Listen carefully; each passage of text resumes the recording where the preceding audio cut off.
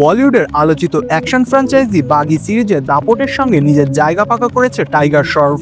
দুর্দান্ত অ্যাকশন ও মার্শাল আর্টের দক্ষতায় দর্শকদের মন জয় করলেও শুরু থেকেই এই সিরিজকে ঘিরে রয়েছে বিতর্ক।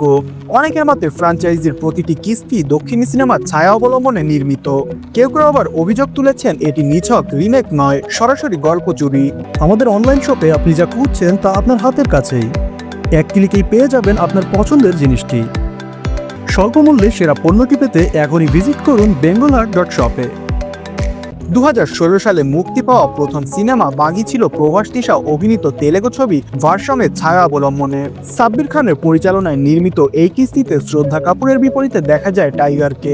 বাজেট ছিল 35 থেকে 37 কোটি রুপি, আয় হয়েছিল প্রায় 129 কোটি রুপি।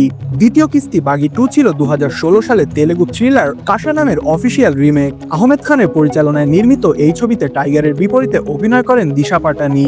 প্রায় 75 কোটি রুপি বাজেটের ছবিটি 254 কোটি রুপি আয় করে সিরিজের সবচেয়ে সফল সিনেমা হয়।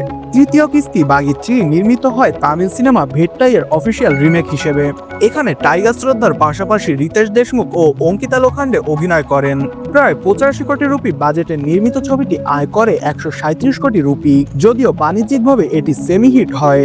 সবশেষ মুক্তিপ্রাপ্ত বাগি 4 নেওয়া হয়েছে তামিল থ্রিলার আইনথু এর গল্প থেকে।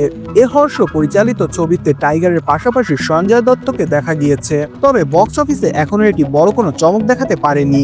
সব মিলিয়ে বাগি ফ্র্যাঞ্চাইজিকে ঘিরে প্রশ্ন থেকেই যায়, এটি কেবল দক্ষিণী সিনেমার অফিসিয়াল রিমেক নাকি সৃজনশীলতার আড়ালে গল্প চুরি হচ্ছে বারবার।